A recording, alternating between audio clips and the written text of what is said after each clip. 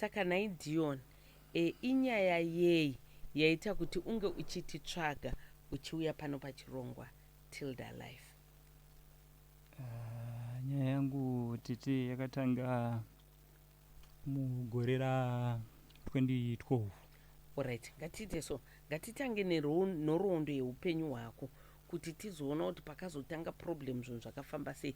Ndiani Deon, anobva kupi, zvakamira sei, akaberekwa kupi, akakura mhuri yakaita sei, tichifamba takadaro kusvika patanga dambudziko.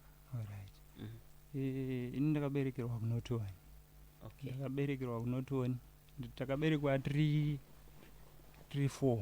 Alright. Kuna mukoma, kozoti sisi, kozoti mukoma, ini ndinokupedzisira. Ndiwe gotwe. Alright. Mugore ra 1992. Okay. Ndakaberekwa. Right, ande? Ndaberekwa kudaro. Baba wakazofa 1999. Okay. Nandri grade 1. 7 years. Nandri grade 1. Okay. Tobva tasara na mai.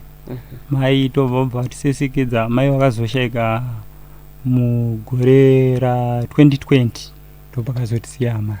All right. Wangu. Right, ande?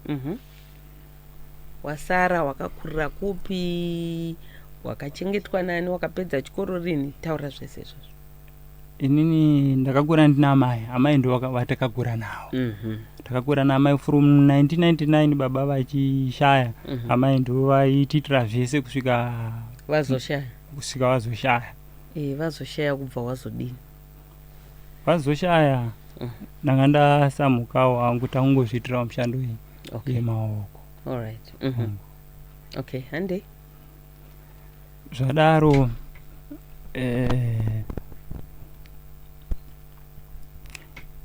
nyaya yacho paikanyasa kutangira chapo chaipo. Mugore ra 2012 nandiri gadhi. Alright. Waishanda uchigadha? Ndashanda ndichigadha pane imwe plot so. Kumaplot? Kumaplot. Paichengetwa huku. Alright. Saka ini nandiri gadhi ipapo. Ndiri gadhi kudaro dzanga dziri kuma1 pakati peusiku. Ndobva ndabuda mushedhi manga ndiri mune moto. Ndobva ndaona shiri ichibva yabhururuka yobva yaenda. Ndakati shiri mausiku anaya, shiri kutsvagei? Ndobva ndatoudza umwe mukomana kuma1 dzemausiku. Alright. Ndobva ndatoudza umwe mukomana wandai iye anga siri gadhi zvakashanda masikati but taingoti dzimwe dzenguva takatandara tese achimbonditandadza. Ndobva ndamuti wangu ndaona shiri padenga pasi yabhururuka yaenda. Yobva yaenda shiri yaye. So tagara mazuva ndakatanga kurota dziri hope. Alright. Ndakatanga kurota dziri hope. Wairote? Ndairota munhukadzi ndairota munhukadzi uyauya ndosvika pakuita bonde naye ndiri kuhope. Munhu wacho uchimuona here uchimuziva? Dzimwe dzenguva vanenge vatoriwo vanhu vomunzvimbo matogara utongoratidzwa chiso chake uchitoita zvaunoita naye. Ndokwamaigara ikoko? Kwataigara ikoko. Okay. Utoita bonde naye pai. Nguva dzandopedza kuita bonde naye ndaibva ndaona zvipfeko zvemukati zvakanyorwa. So zvinhu izvi zvakaitika kubva 2012. Kubva 2012 ndaizamawo kuendawo kumaprofita nchiti ndonobatsirwa, ndakatombopindawo masowe mamwewo but zvinhu hazvinambochinja tete. Apa dambudziko raravepo rekusangana nemadzimai kuhope? Rekusangana nemadzimai kuhope. Alright. Apo uri kutaura kuti vanhu ava waivaona vari vanhu vokuziva? Vamwe vacho vanga vari vanhu vokuziva, vamwe vacho ndaingorotawo munhu nje. Ko waidi kuvabvunza ivo vekuziva kuti kochirudzi? Handisina simba racho masi kuti unozonzwa ananga munhu uroi. Alright. So zvadaro zvakaramba zvichidaro kusvika mugore ra 2020 pakashaya amai. Pakashaya amai zvinhu zvazvinambochinja zvobva zvangoramba zvichiita sei zvichidaro. Zvakatanga kuita amai vari wapenyu? Zvakatanga kuita amai vari wapenyu. Wakavaudze? amai ndakavatsanangurira vaizviziva amai rupamba pedu pataigara vana ndakavatsanangura ndikati ini ndakarara munomu ndiri kuruta ndisangana nemadzimai mushure mezvo ndomuka ndakatotesa zvipfeko zvemukati pese pandaikosangana nemadzimai zvipfeko zvemukati zvaitomuka zvakaita sei zvakatota alright amai vashaya nyatsotaurako alright amai vashaya kudaro ndakazoenda kuno umwewo muprofita ndati ringatombonomaitirwa nemunhu waMwari obva tasvika kuya obva nditsanangurira zvakanzi pamba pako iwewe paunogara pane shiri inouya pamusoro pemba. It was 2020. So shiri iyi ndio inokurotesa hope dzakaita sei dzakashata. Zvese zvavanongoisangana nazvo ndio inenge ichiita sei ndio inenge ichikonzera. Apa yaiuya here shiri yacho? Hongu. Apa zveshiri zvazvatanga. Apa zveshiri ndakaiona 2012 anditi. Pamwe pesa apa nandisingasaiona.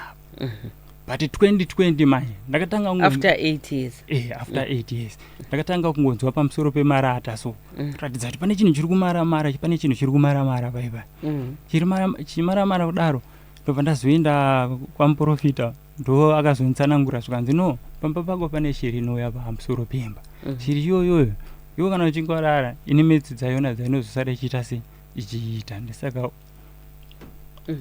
ichifamba mukudai so. Okay. So shiri iyi ichiri kuonekwa here? Hongu apa zvamanje manje shiri ndakutoiona or even ndichifamba ndotoiona inotodarika nekumberi kwangu, dzimwe dzenguva inotodarika iri mudenga. Zvekutoti rimwe rezuva ndandori neshamwari yangu ndakatongonzwa sound padenga ndo sekuti shamwari yangu yaitoziva nyaya iyi. Ndakabva ndamutaurira ndikati wanzwa sound yadarika apa ndo shiri yandogara ndichikuita sei ndichikusanangurira kuti ndine shiri inondiita sei inonditeera pese. Ndio pane chida kubvunza kuti shiri iyi vamwe vanhu vari kuiona here kana ndiwe wega uri kuiona? So far ma friends oro andikafambe nawo havaione, inongoti mvire indoiona but iwo havaiite sei havaiona. Hapana munhu anoiona? Hakuna. Ndiwe wega? Ndakatombofamba namukoma zve1 week ago yobva yati mvire nekukuku ndobva ndati iyo shiri yandaitaura yanga yatoenda kudhara.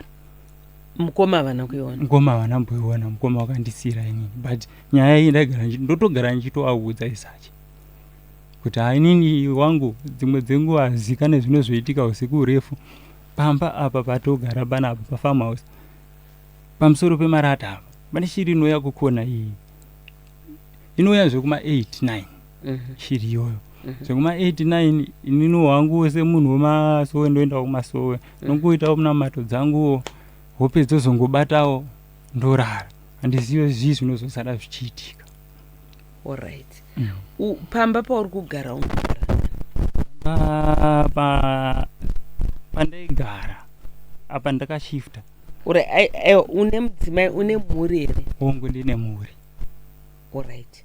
Une mudzimai nevana? Mudzimai nemwana. Nemwana. Alright. Mudzimai anoinzwa here zvarutaura kuti inouya yomira pamusoro pemba ichimaramara? Mudzimai anoinzwa here? Hongu mudzimai paakatosvika because handina nguva yangu ndatora. Mudzimai paakatosvika ndakati inini kuti ndivigidzire munhu zvinoitika mukati memba inoika rega ndigare ndamuudza. Ndakabva ndamuudza ndikati unoona chii munomu pane shiri yakadai ende pasina 2 days shiri yakabva yasvika pamusoro pemarata yobva yatanga kufamba chiti gu zvekutoratidza kuti chinhu chiri kuita sei chinhu chiri kufamba gu yobva yazonyarara. Mudzimai akainzwa? Mudzimai akainzwa roizvezvi ro makamutsvaga barunhara nokutsanangurira kuti zveshuwa baba rutaura chokwadi. Alright. Saka kune alright izvi zviri kuitika mazuva ese? Mazuva ese zvekuti zvakasaitika zuva rimwe chete handototi hanasiwo ndararawo zvakanaka. Alright. Pairi kuti gugu hope dziri kubva dzapera? Hope dzinotopera dzimwe dzenguva nesati ndanyasa kurara inotonzwika kuti yaita sei yalenda kuti kunyasa kunzwika kuti pane chinhu chamhara pamusoro pemarata yochizotanga kuita sei kufamba. Dzimwe dzenguva inongolenda yobva yanyarara. Alright, makambobuda panze here muchinoitarisa? Hongu, ini ndini ndakabuda panze, adzimai havana mbobuda. Ndobva ndanotarisa kona yaya, handina chandakaona, ndakavheneka nematochi handina chandakaona, but mangwana makuseni ndakamuka maziso achirwadza. Pawakabuda uchinoitsvaga? Hongu. Saka rotaura kuti saka kusvika nhasi auzivi kuti ishiri rudzi? Shiri 2012 ndakaiona iri diki, but zvamanje manje yakura mzera yedhafu yenjiva hombe yaya, ndo zvayava. Saka kureva kuti wakatomboiona? Hongu, handinotoiona zvekuti yakatouya inogona kutondiratidza pamberi apa kuti vhu just a meter yongoshowa zvazvo zvokumburukira mberi kwangu yobva yaita se. Ishiri rudzi vamaroti harisi zizi here? Ishiri rudzi? Handinyatsa kuziva because iri ndeye black, zvokunyatsa kuiona zvayakaita, but ndinongoziva kuti iyo ishiri yanangiri inako like enjiva.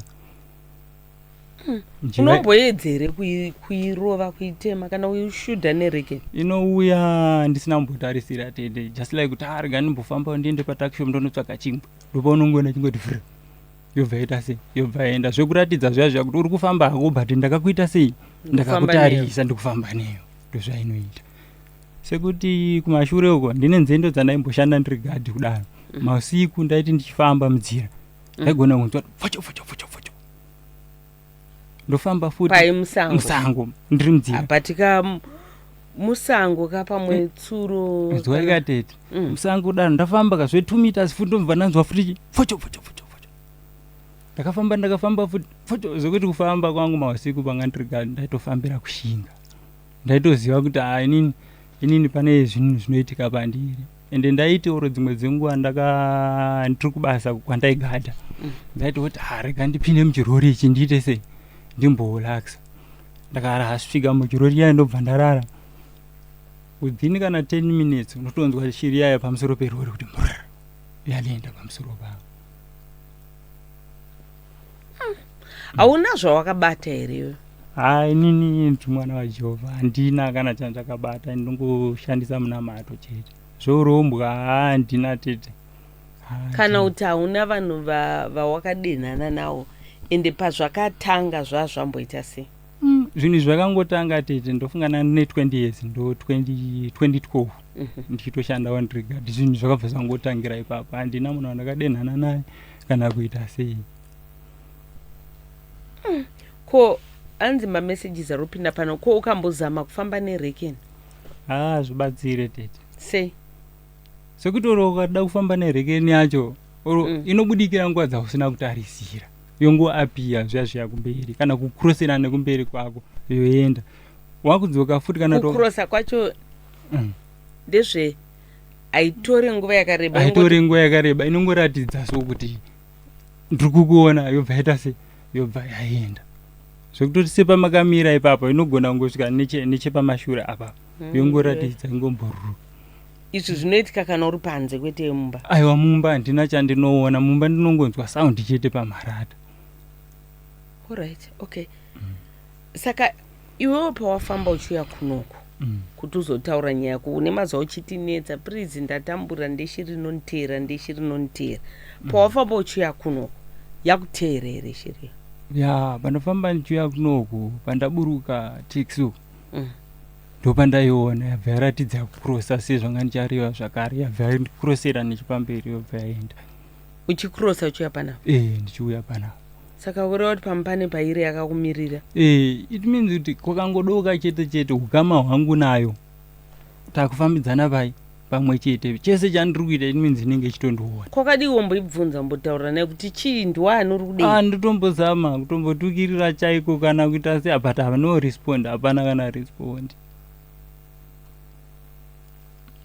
Kana isingakukwadza mheno, but zvainozoita kana ndarara ndizoziva kuti inozosara ichiita sei ndakarara nomazvova. Alright. Saka ko dambudziko rauri kutaura raunofungira kuti pamwe rogona kunge rakazokonzereswa pakatanga izvo zveshiri iro rekuti unorota uchisangana nemadzimai, zvichiri kuitika here ubva pawakaroora? Ubva pandakaroora zvakamboitika, ndine batsiridzo wangu rishoma randakambowanawo kuna vamwe mbuya so vakanditi unodai ndobva ndaita zvanga vakareva, 2022 apa ndopa 2021 ndopa ndakatanga kutombosurirawo mbijana ndakamboenda kuno mwe profita akambondiita so zvamboita hazvo ndakambogara rinenge nearly gore izvo zvatanga futi okay apa zvakatanga futi ndikati saka munhu waMwari ari kuratidza kuti simba rake rinenge riri kukurirwa nechiri ndobva ndazotsvaga wamwe mbuya through online ndobva ndavatsanangurira dambudziko rangu ngati inini so wabva wanditiita so ndobva ndaita sekudaro pai ndofunga ndakagara ndofunga zvekuma 8 months isati zvaitika zvazvo zvekurodezwa nemudzimai zvazvo so nanga ndakuita dambudziko manje futi ipapo zvadaro dzimwe dzenguva ndaingoona urume waita se waierera pakati pezvipfeko zvemukati urume waierera pakati pezvipfeko zvemukati ndobva ndazotanga futi kurota waierera wakakotsirai or even ndichifamba zvongoerera zvokuti ndotonzwa kuti kunenge kwatota ndobva ndatotarisa paipa ndotoona kuti pazviri kudaro unenge wanzwa uchisangana nemudzimai aiwa kwete apo zvanga zvakungoitika or even chizvifambira but zvanga singabude zvakanyanyisa zvazvo nangobuda nezvikuru alright okay saka mudzimai izvozvi zvokusangana nemadzimai anozvisiya hongu ndakamutsanangurira ndakati inini dambudziko iri rakamira rakati mukoti ndorota so but gogo wavo pavakandibatsira manje ndopanga zvanga zvaganuka zvo zvatanga futi kuita se ndichirota apo nandakusarota mai yangu ndichingofamba nongonzwa kuti ndatotesa ndobva ndadzokurodza zvazvo zvandakanzi ndiite nani nagogo vaya ndobva ndadzokurodza zvinhu zvazvo zvaita se zvo zvamira but shiri manje ndichiri kuiona each and every day ndakasaiona kandotoziva kuti nhasi hameno kwayaenda samwe plus ndine mwana mudiki ndofunga zvuma 7 months zvuma 7 months koko mwana uyu usiku akada kuchema hatiraretedi kuchema dzimwe dzenguva rimwe rezuva takazotobuda zvekuma 1 kuenda kumasoro takati rikatiende kuvanhu vaMwari tingazochengeta mwana panapo takazoitura zvimwe saka anogona kungotanga ngochema anytime mausiku every day apa shiri inenge iripo pamusoro shiri unenge uchitoinzwa dzimwe dzenguva inongosvika ingonyarara zviya zvokuratidza kuti pane chinhu chaloenda pamarata dzimwe dzenguva unotoinzwa ichitofamba chitoti guchu ichitsika marata saka kwamuri kufamba kwamuri kunobatsirwa vari kuti chii nezveshiri muprofita akatsanangura nezveshiri muprofita hwana wandakaona akantaurira zvimwedzi wapera pasera akati kumba kwako kune shiri inomhara pamusoro pemba yomhara pamusoro pemba ine zvainoita but handisi kuudza muridzi wayo ndikati munhu waMwari nitaurire munhu wayo kanzi aiwa handisi kutsanangura muridzi wayo saka ndangoti munoita munamato muchazoona zvichaitika kuva ndangonoita zvakanditsanangurira handina chandakaona chakaitika but shiri hainambomira kuwe asi vakati ine muridzi wayo vakati ine muridzi but muridzi ndiasina kutsanangura kuti ndiani okay matimi muri gotwe mumhuri yenyu handiti madzikoma nehanzvadzi vari kuziva ndo zviri kuitika ndakavatsanangurira alright ko ivo havana zvavari kuonawo zvakadaro mukoma wangu kutanga akambosangana naro dambudziko iri rekutoti aitoti atori nemudzimai aitoitwa murume neameno kuti shiri yaiona here but zvokuitwa mbobobo izvi aitozviitwa but akazobatsirwawo kwaakabatsirwawo zvo zvaita se zvazvapera ona yaitoitwawo izvozvo mukoma wangu mukuruka saka uyu akandisirawo because pana sisi pakati apa uyu akandisirawo ndoti ndakamubvunza ndikati wangu unomboseorotawo zvakadai so here kana ndikusangana nezvinhu zvakadai sanoti inini ndorara bho inini ndinorara bho ndikati aiwa usavanzeka because kana riri dambudziko tofanira kufamba tichiziva kuti iwonewo une dambudziko but anongoti handinorara bho but ndongoona kuti tinenge tiri musame category but menoti anenge achindovanzirei ko hanzvadzi hanzvadzi haina chaikambotitaurira kuti ini ndinosangana nezvi because hanzvadzi itoriwo nemurume wayo hatorina problem but akaita mwana wekutangawo nevamwe baba vazosiya it's okay. mati mimi izvi zvakatanga amai vari vapenyu amai vakazviziva amai vakaziva takatombofamba amai vakati chii nezvazvo amai vakati shingai kuenda kumaprofita munobatsirwa zvichida pamwe vanhu mumadhuze kana kuti vanhu vanenge vane shanje ndozvaingotaurawo amai. Ko baba vakakubereka havana kumbotaurwa here kuti vakamboita dambudziko rakadai? Mai baba hatinambobvunza hedu kuna mai. Okay, hama dzababa handiti dziripo? Hama dzababa kuna 1 vasara because baba vaibva kune dzimwe nyika. Alright. Makambovaudzawo here kuti ndo dambudziko ramuri kusangana? Hama yacho ndizvokuti vanhu vanongowirirana vachibva kunze kwenyika zviyazvi. Saka uba munini wacho haunambonyatsa kusimba stereke kuti havana kuberekwa vese. Havana kumboberekwa vese. Vanhu vanongobva kumusha umwe chete. Zvokuti tongobva kuno toenda mhiri kwemakungwa tangoitana bamukuru bamunini. Okay. Asi alright, ivo vacho shamwari yabobo wenyu makamboedzawo kushiya here problem kuti ndo zvamuri kusangana nazvo muupenyu? Vandambobvira ndashiya nawo because ari kusangana nedambudziko ndino vamwe vese vapariraita mukoma zvinhu zvake zvaraita. Mukoma zvinhu zvake zvinoendeka atone mhuri yake watogara vanogara. Okay, saka muri kutaura kuti upenyu hwenyu kubva iri gore ramataura iri hamutonyatsorari? Haina, handitonyatsekurari. Haukotsire kusvika kwaedza? Handikotsire kusvika kwaedza zvokutoti handakatorarawo zvokuti ndakotsira ndisina chandistabhawo ndinototi Jehovha akudzwai. Saka inowanzolenda nguva shiri zvekuma-89 ndopandotoinzwa ende ndotoziva kuti ndakangonzwa yati mhar pamusoro pemarata ndotoziva kuti dzakuma-89 ine nguva yayona yainotolenda zvokuti inozoenda nguvai wakaedza tichaiona. Zvamuri kutaura kubva gore ramataura 2012 kusvika nhasi tiri mu2024 i12 years. Mutaura pa 12 years mamuchingogara imba imwe chete here kana kuti makambotama? Mambotaura zvakatanga muri kumaplot handi? Iko zvino mataura nyaya dzekuti muri kugara unotona. Right. Muri kumaplot yaiuya. Iko zvino kwamuri iri kuuya? Kwandiri iko zvino zviri kuuya. Pamunongogara inenge iripo? Pandinogara pese ro ndakabva panapa kuenda kuBulawayo, ndakamboshandira kuBulawayo. Inototi itosvika. Handizivi kuti inenge yasvika sei, but kusvika inotosvika. Ichilenda pamusoro? Ichilenda pamusoro. Inini ndega ndindaitongoziva kuti oro ndingave nevamwe wangu pandinotoziva ndega kuti dambudziko rangu raita sei ratanga.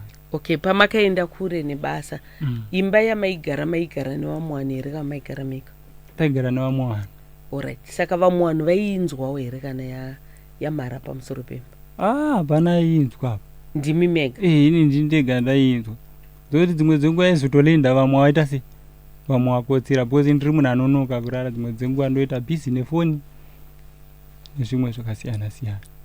But apa pana 1 week apa ndino umwe wandotamba nayewo kumabasa kwatinoita sei kwatinoswera tichiswera tese chichi ndakambosheya naye nyaya iyoyi. Anoti iye zvewiki rapfuura anoti iye wangu rimwe rezuva ndakarara ndakanzwa kuti kwaranyu pamarata. Ndakati handiyo nyaya yainditaurirani ngoma nawe hanzi obva amuka kudaro anzobva aruwache pamarata zvobva zvaita sei zvapera. Azondudza zvanhasi ndopa azotonditsanangurira kuti wangu ndasangana nezvakati zvakati but ndaida kuona kuti zvinoramba zvichienderana but hanzi zvakaitika one day. Dzinenge dziri shiri dzamwari. Mazizi anofamba usiku achida kunhonga makonzo achitsvaga makonzo kana makonzo chaiwo. Itete chiri yandiri kutaura zveshuwaka inini inotedzana neni kwakangodoka chete pandinofamba any movement ndinototi izvezvi wati waiona? Ndaiona ndichiperekedza funga kutaura kwandiri kutoita ipapo pamwe nini itooneka kuti nditori kwatete tiuta.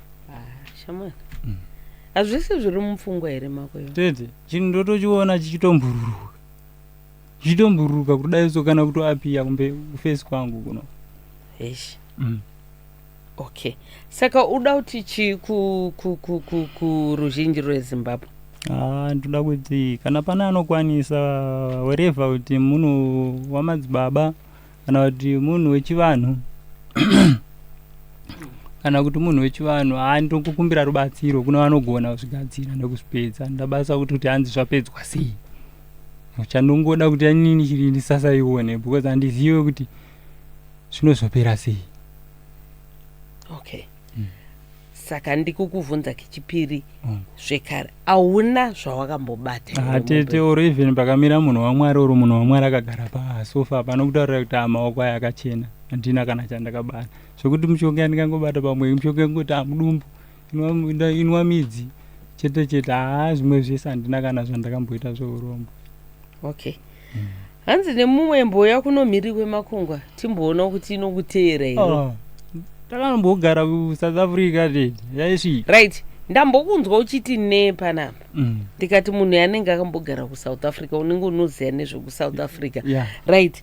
KuSouth ikoko yaikutevera? KuSouth uku zvaingoitika ndezvekuti ndaiwana ndairota madzimai nchiita bonde nawo anditi ndobva ndomuka the moment ndinongopedza kungosangana naye ndiri kuhope ndobva ndatopepuka ndichitarisa mini brief ndotoona makatozara. Alright. Patika uri kuno wairota vanhu vawaiziva vemumaraini ko wakuSouth Africa waiona? Aigona kunguuya chero munhu wandisingazive kana kuti just like ndangoswera ndichiona kana kuti ndangofambawo nepamwe ndangopfurawo nevamwe vision yemunhu yanokwanisa kuzongoiona ndakutoita nangirikini andimazvona. Dzimwe dzenguva vanhu vanhu handisingavazivi vanouya kuhope, dzimwe dzenguva ndizvozvo zvokungoti wangonawo nhingi apo pakurara osangana nedambudziko rakadaro. Mhiri kwemakungwa zvaitoitika izvozvo. Shiri kunyasa kutanga kwapi yakwaiona mushemushe 2010 antori mhiri kwemakungwa kuSouth Africa. Pandakatanga kuudzwa nangirikini nemunhu waMwari kuti pane shiri inouya pamusoro pemba pako iko kuSouth Africa iko. Ende hopedzi ndaitogara uko ndanga ndakugara nchidzirota ichienda every day. Basa rakasvika pakupera ndovimba kuti ndozvimwe zvatokonzera jambwa. Basa rakapera ne jambwa nemunyama kana mari yanga yakusatobatika kusvika pakutochengerwa neshamwari. No, vanhu vari kuSouth vakawanda vakaomerwa. Pamwe kunenge kwakungori kuoma kweupenyu. Saka unoti shiri inenge ine zvayaiita because saka kuSouth ikoko yakakutevera. KuSouth uku ndokwandakatinyasa kuti kuSouth ndakatomuka ndakagirwa rimwe rezuva panapa. Alright, musoro. Ende handina kugumira kugerwa ikoko kuSouth. Izvozvi izvi bvudzi rangu rakangoti kure mbijana inodzoka futi yoita se kugera ndizoti urugerwa wakakotsera. Ndakakotsera wozongomuka pasina vhoti. Zvakatanga 2020. Saka sei uri kuti shiri uruziya sei kuti shiri? Handiziva kuti shiri inogona ine munhu wanefambidzana nayo haizi shiri iri yega. Handiziva hangu sekuti ina handina mweya kana. Alright, okay. Saka uda kuti chii kumhuri yeZimbabwe? Kumhuri yeZimbabwe ndokumbira rubatsiro. Kunana sekuru, kunana madzibaba, kunana mabhishopu chero vanokwanisa kungobatsira.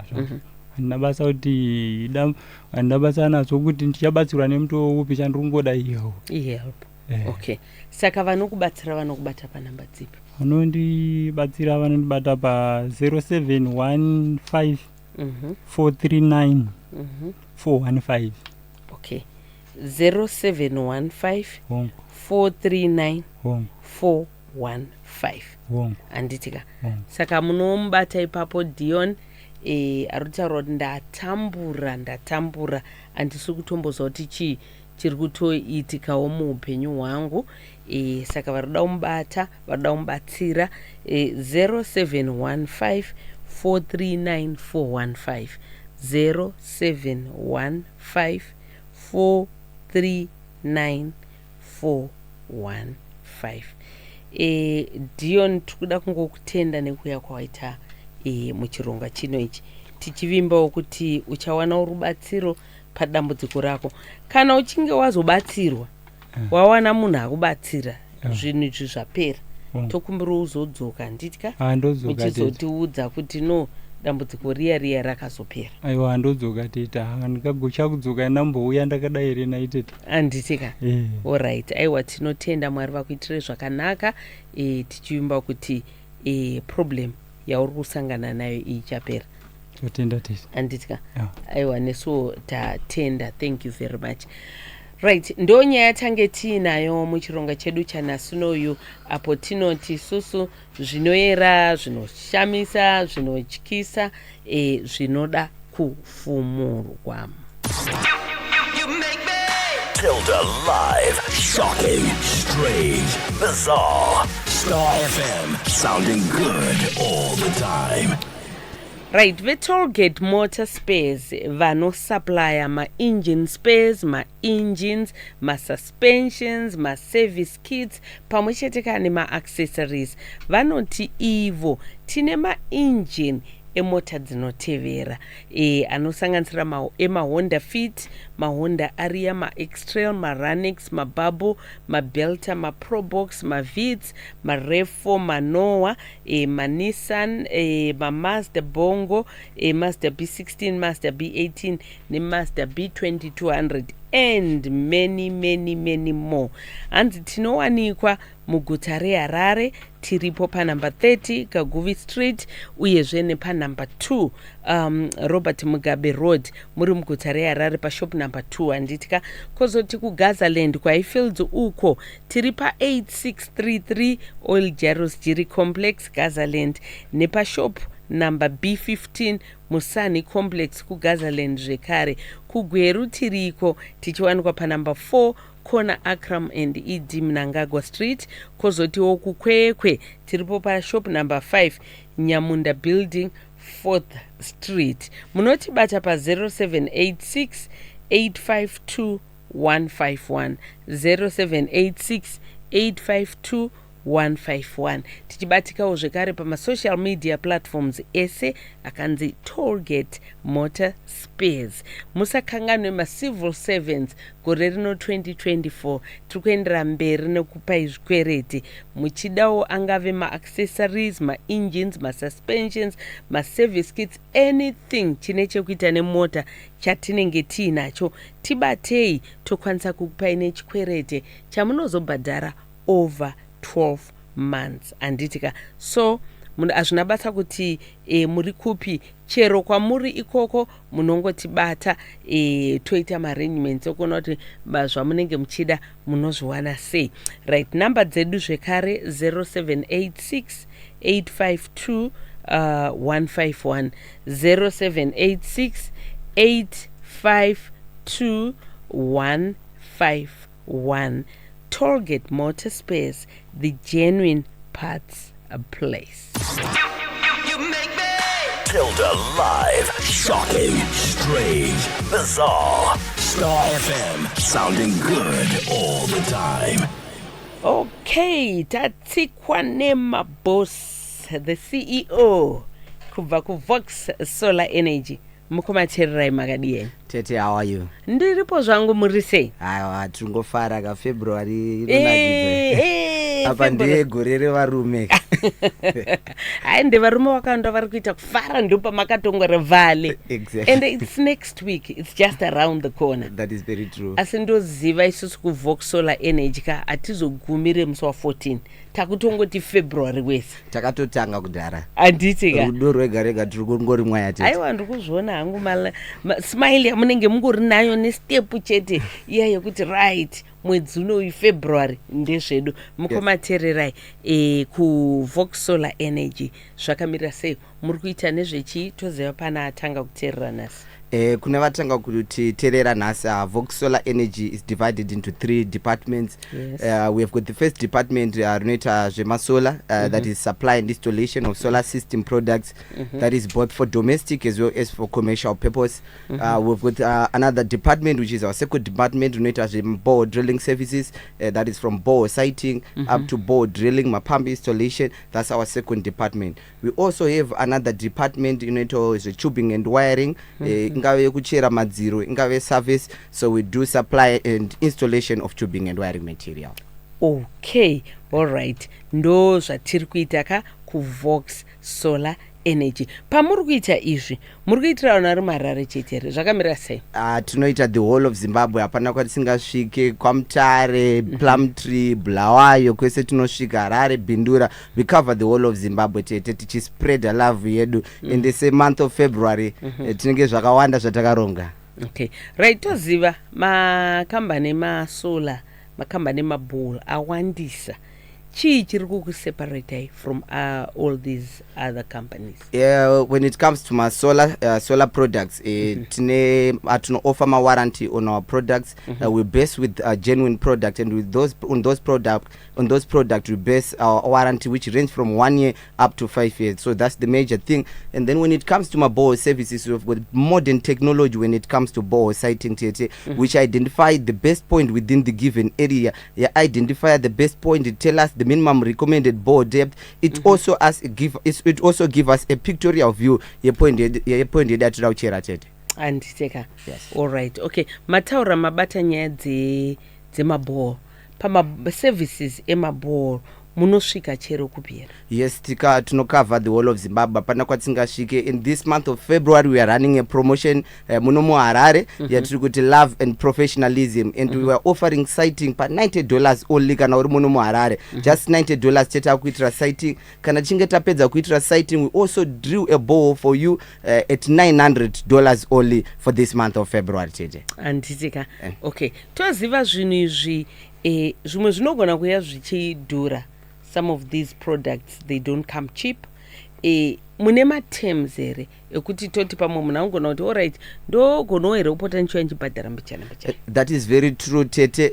Tine ma-payment terms, tine tinoti ma-tailor made packages atakacreata anotangira from the primary package yekuti unokwanisa kusumudza TV, 6 ma-lights, decoder nekucharge mafoni for just 600 supply and installation. We also have another bigger package at not 1.5 kVA package, which is going for $1,200 only. And with that system, you are able to do your fridge. You can also use your iron tete, and you can also some lights about 15 TV ne phone charging. Tine huru yadzo zvekare at not 5 kVA package, which is going for $2,990. Indo inenge yakushanda panenge vane ma outside lights, ma bowl pump tara 1 horsepower and below, ma washing machine, ma fridge anenge achirana, TV, ma decoder neku aina zvekare ne ma booster pump anenge achirana pa system iyo. So we offer at not ma payment terms where you can pay a deposit on those package. Kana wabadara a deposit, we do an installation, then the balance you pay as you enjoy the system. Not only that, during this month of February, particularly love and professionalism, we are offering massive discount on these packages where you can get a discount of 8% tete.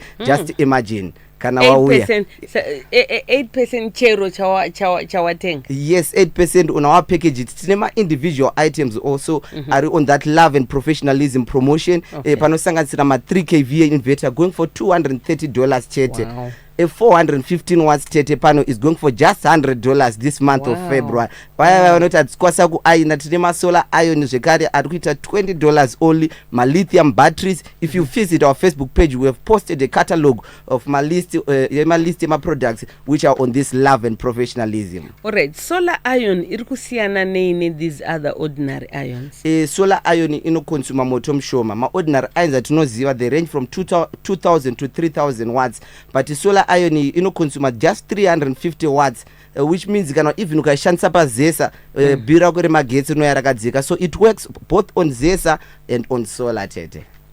Okay, all right. Ndo nyaya iripo Vox Solar Energy vachitiudzawo mamiriro azvakaita. Shoko rekupedzisira CEO. Shoko rekupedzisira tinoti tishanyirei ku Vox Solar Energy kana muchida kuya kuma offices edu Trim Town pakuna pa Harare Street na Albion, that is number 125 Street Harare, number 125 Harare Street tete, just close to OK Albion. Or you can contact us on our Econet number, that is 0779 222 228. That is 0779 2 R5 then 8 kwekupedzisera. So we say come to Vox where we help you unleash the benefits of solar. Right, I'm gonna repeat the numbers once more. 0779 222 225. Anditika kana kuti 0779 vana 2 vari 5 na 5 kwekupedzisera. It's 8 na 8 kwekupedzisera, sorry. Yes. Vana 2 vari 5 na 8 kwekupedzisera. Saka anzi tibatei hapana kwatisingasviki. Vakutofona kare. Mukoma Tilder, the CEO weku Vox Solar Energy. Thank you so much for coming through. Thank you, Ted. Maita basa. Tilder live. Shocking, strange, bizarre. Star FM, sounding good all the time.